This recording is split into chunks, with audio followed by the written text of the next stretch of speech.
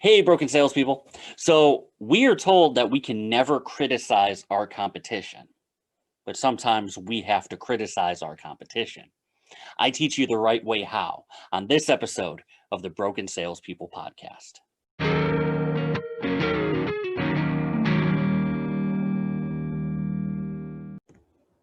Hey, broken salespeople. Welcome to the workshop. My name is Red Staffstrom, and we are here to help you fix your broken sales skills. So we've all been there before, we kind of get painted into a corner with our customers. See, even though we're told by almost every sales trainer out there not to trash our competition, it inevitably comes down to us versus them. Kind of reminds me of that scene in The Dark Knight where they throw the candy bar in the middle and whoever gets it wins. Yeah. That's the way most of us feel because most salespeople operate from that scarcity mindset. They don't know where their next meal is coming from, so they feel like they have to claw and scrape and destroy that other company because otherwise they don't get to eat. They don't get that spot. They don't get to survive. That scarcity mindset is always a problem when it comes to sales. That's something you could listen to more about if you listen to my episode on alphas and the myth involved with that too. Coming from that scarcity mindset only hurts you. But yet here we are. We're squared off against our competition. It's our company, ABC company, versus their company, XYZ. And as a salesperson, that customer is between the two of us. So we have to give our customer the credit that they deserve. They are intelligent people. They've done their research. They've done their legwork. They've made the smart decision to come to us. But they've also made the smart decision to research all of their options too.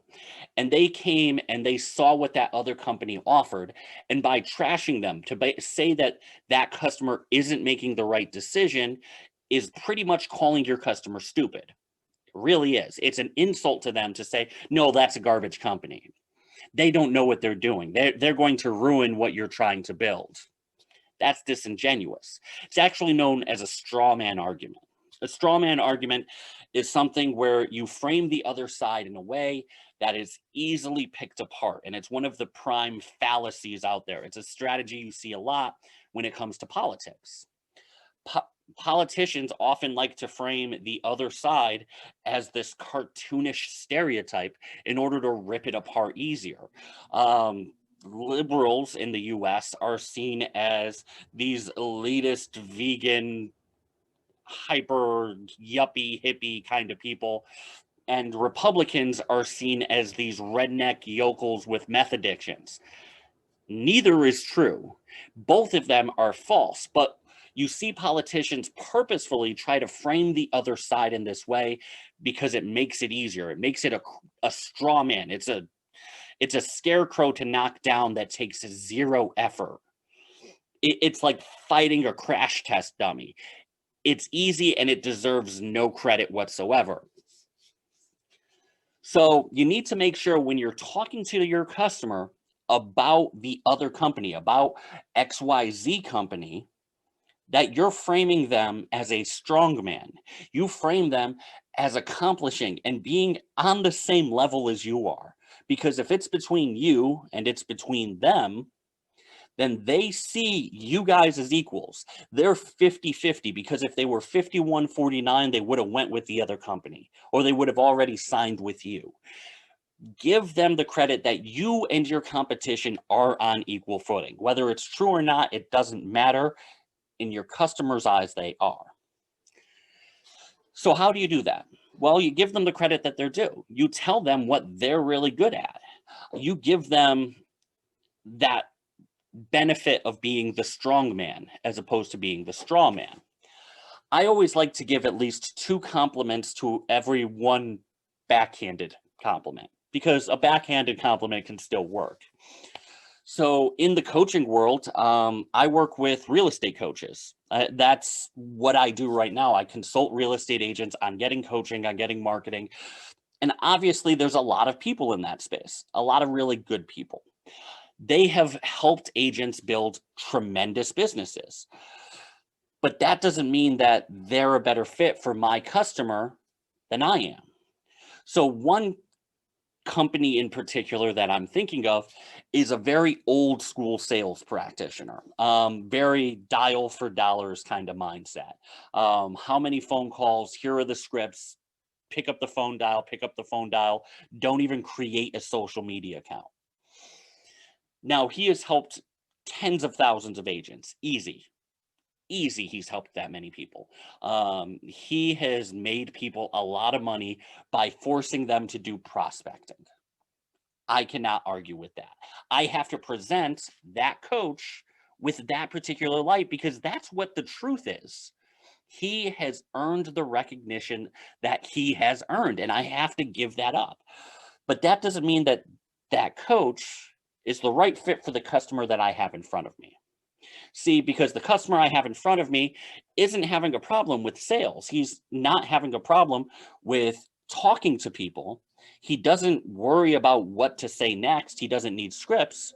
What he needs is more of a business manager. He wants somebody who could put systems in place, help put together a CRM, help him time block, help him budget, help him do all of those other things. It's not just pick up the phone again, it'll solve all your problems. Does that mean that that other coach runs a bad business? Not at all. Not at all. But that doesn't mean that he runs the right business for your customer. If you sell cars, I'm going to take the instance of pickup trucks, heavy duty pickup trucks. One of the top selling trucks of all times is the Ford. Ford trucks do phenomenally well. However, a lot of those deals come from municipalities that get special preferences from Ford.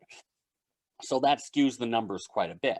So let's assume that all three, Ford, Chevy, Dodge, or Ford, Chevy, Ram, are on the same footing. Numbers are all the same. You're just trying to pick the best truck.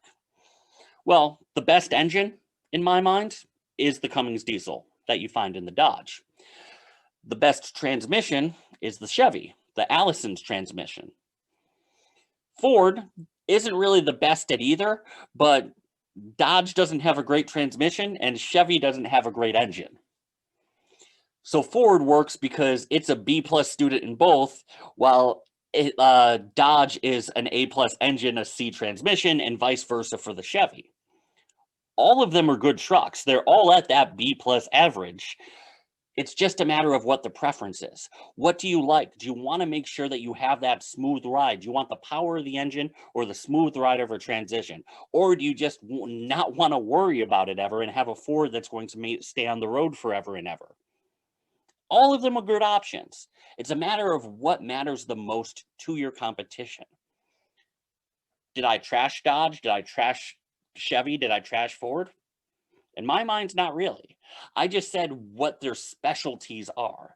They're all excellent at what they do. They're all very, very good options. It's just a matter of what the high watermark for each particular person is, what the overwhelming idea is. Toyota makes one of the best cars in the world, but it could come across a little vanilla to a lot of people. Still one of the most reliable, but that doesn't mean everybody buys a Toyota. Jaguar may not be the most reliable car, but damn, it turns heads. Give them the credit that they're due. Point out both the strengths and the weaknesses of both companies. Be a consultant and don't scare them away from the other company. Let them know that the other company is where it is because it's good at what it does. Don't approach it from that scarcity mindset. Approach it from giving them the credit that they're due. Come from the place of abundance. Let them know that whether they go with them or they go with you is up to them. No matter what, you're going to be okay. So I hope this helps. I hope you guys enjoyed this episode. Please take the time, like, subscribe, review. It really helps the channel out. And until next time, please go fix yourself.